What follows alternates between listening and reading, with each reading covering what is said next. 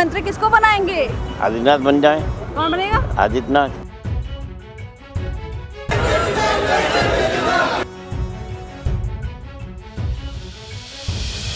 नमस्कार, मैं श्रेया शुक्ला, आप देख रहे हैं वीकी न्यूज। बाबा योगी बुलडोजर बाबा, जिनके राज में माफिया भीगी बिल्ली बन जाते हैं।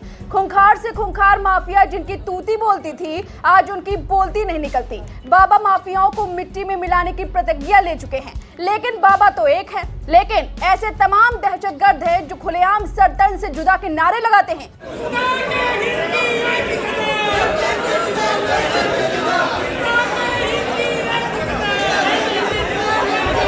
और उसे अंजाम भी देते हैं। कन्हैया लाल कांड सबने देखा, सबको दर्द हुआ, लेकिन कन्हैया लाल कांड सबने देखा, सबको दर्द हुआ, लेकिन अब तक उनके कातिलों का कुछ भी नहीं हुआ। लेकिन जरा सोचिए, अगर ऐसा यूपी में होता तो क्या होता। ये कांड राजस्थान में हुआ था और जहां विधानसभा चुनाव है, वोटिंग 25 नवंबर को है और नतीजा 3 दिसंबर को पता चलेगा। राजस्थान की मांग है योगी आदित्यनाथ। मुख्यमंत्री जो बन जाए, जो काम करेगा वही बनेगा। कौन बनेगा? आदित्यनाथ बन जाए। कौन बनेगा? आदित्यनाथ। आदित्यनाथ यहाँ राजस्थान में बनेंगे बाबा? राजस्थान में कब देखो, जब मौका होगा जब देखे बताएंगे। यूपी कौन संभालेगा? यूपी भी संभालेंगे। क्या नाम है इसका, नरेंद्र मोदी। तो देश कौन संभालेगा? और क्या देश कौन संभालेगा बाबा? देश संभालने वाले दोनों ही हैं भाई। तो भाई और कौन संभालेंगे? यूपी तो नरेंद्र मोदी हो गए। हाँ तो और उसके बाद राजस्थान योगी जी। राजस्थान में हो गए, तो फिर कौन संभालेगा? अब कोई भी संभाल सकते, जो काबिल होगा वही संभालेगा। लेकिन बाबा तो एक ही हैं, वो भी उत्तर प्रदेश में है। लेकिन बाबा की ही छवि वाले बालकनाथ है, जो कि राजस्थान में है और बाबा की टू कॉपी है। बुलडोजर एक्शन से लेकर मेहनत वाले जीवन तक सब कुछ समान है। इसलिए बीजेपी ने बाबा बालकनाथ को उतारा है तिजोरी विधानसभा सीट से।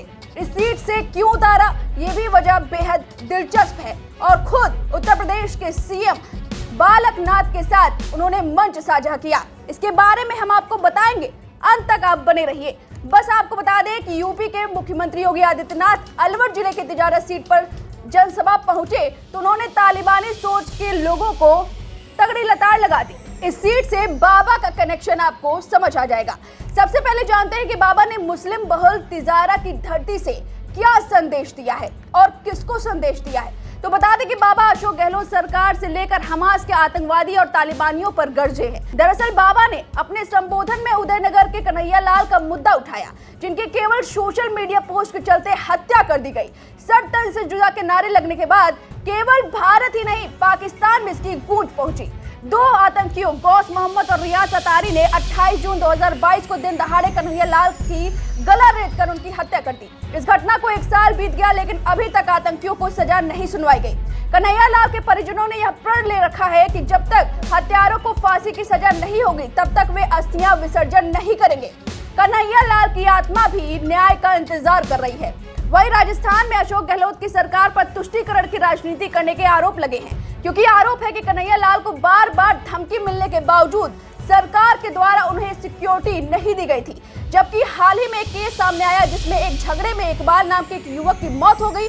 उन्हें सीएम गहलोत ने मृतक के परिजनों को 50 लाख रुपए की मुआवजा राशि देने, परिवार के सदस्य को संविदा पर नौकरी देने और डेयरी बूथ का आवंटन करने की घोषणा कर दी, जिसके बाद अशोक गहलोत के प्रति जनता के बीच खासा नाराजगी है, भेदभाव की। इसी पर बाबा ने अशोक गहलोत की सरकार को घेरते हुए अपने स्टाइल में कन्हैया लाल की हत्या यूपी में हुई होती तो क्या होता, आपको पता है।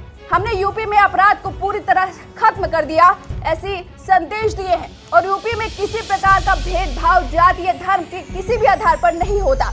आप खुद ही सुनिए कि बाबा ने क्या कुछ कहा। याद करिए, कन्हैया लाल का गला रेत दिया जाता है। यूपी घटना को अंजाम देगा तो अब तक क्या अंजाम होता, इसका परिणाम हर व्यक्ति जानता है। लेकिन राजस्थान में लगता है सरकार की रीढ़ ही नहीं, एक रीढ़विहीन सरकार किस तरीके से यहां पर अत्याचार को, अनाचार को, गुंडागर्दी को, अव्यवस्था को प्रश्रय दे रही है, इसके नमूने हैं पूज्य संतों का। जिस तरीके से पूज्य संतों के आश्रम पर यहां पर हमले किए गए सरकार के संरक्षण में, वहां पर उन्हें इस तरीके से बेटियों के साथ जो व्यवहार यहां पर हुआ, ये क्या दिखाता है? बाबा यही नहीं रुके, तालिबान और हमास को आतंकियों के साथ लपेट लिया। दरअसल बाबा ने कांग्रेस के प्रत्याशी इमरान खान की मानसिकता तालिबानी मानसिकता से तुलना कर दी और फिर इशारों में इमरान खान को लपेट लिया। कहा कि देख रहे हैं ना, इजराइल गाजा में तालिबानी मानसिकता को कैसे कुचल रहा है, एकदम निशाना मारकर सटीक तरह से कुचल रहा है। योगी ने आगे कहा कि तालिबान का इलाज बजरंग बली की गदा है। आप खुद ही सुनिए बाबा ने तालिबान और इजराइल पर क्या कुछ कहा। भाइयों बहनों, तालिबान का उपचार तो बजरंग बली की गदा ही है। देख रहे हैं ना, इस समय गाजा में इजराइल तालिबानी मानसिकता को कैसे कुचलने का काम कर रहा है, सटीक एकदम निशाना मार मार करके। अब सवाल ये कि बाबा इस क्षेत्र में पहुंचे क्यों और बाबा से क्या कनेक्शन है। तो आपको बता दें, अलवर की 6 विधानसभा सीटों में एक तिजारा विधानसभा सीट है। मुस्लिम बहुल इस सीट पर मुकाबला कड़ा ही रहा है।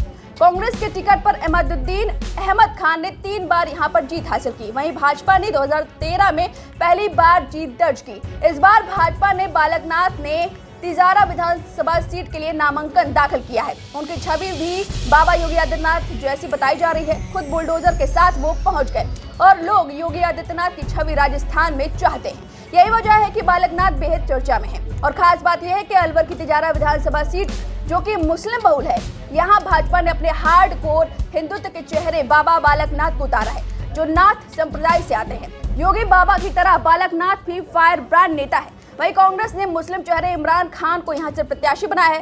खास बात यह है कि इमरान को पहले बीएसपी ने टिकट दिया था, लेकिन अचानक से इस सीट पर फैसला बदलते हुए केंद्र नेतृत्व ने इस सीट पर पुनर्विचार करने की बात कर दी। इस सीट पर बदलाव की संभावना की जानकारी बीएसपी प्रदेश अध्यक्ष भगवान सिंह बाबा ने दी।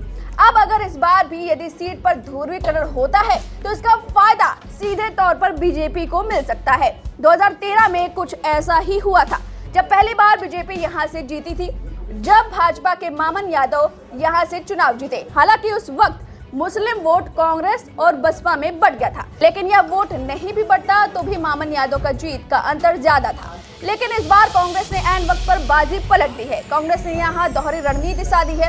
ऐन वक्त पर बसपा के प्रत्याशी इमरान खान को तोड़कर अपना प्रत्याशी बना लिया। इसके पीछे बड़ी वजह है तिजारा में बसपा का बड़ा वोट बैंक है। जब भी कांग्रेस यहां से हारी, उसके पीछे बसपा ही रही। बसपा यहां मुस्लिम वोट का डिवीजन करती है। अब कांग्रेस ने ऐन वक्त पर बसपा पर प्रत्याशी तोड़कर अपने समीकरण मजबूत किए हैं। 2018 में भी बसपा के संदीप यादव ने जीत हासिल की थी। हालांकि बाद में विधायक कांग्रेस में चले गए थे। इस बार बीजेपी की तरफ से बालकनाथ उतरे हैं। योगी आदित्यनाथ वाली छवि, बुलडोजर वाली छवि और राजस्थान के योगी के नाम से प्रचलित बालकनाथ इस बार क्या कमाल करते हैं, ये देखने वाली बात होगी। फिलहाल इस जानकारी पर आपकी जो भी राय है, हमें कमेंट करके जरूर बताएं। वीके न्यूज, राष्ट्र के नाम।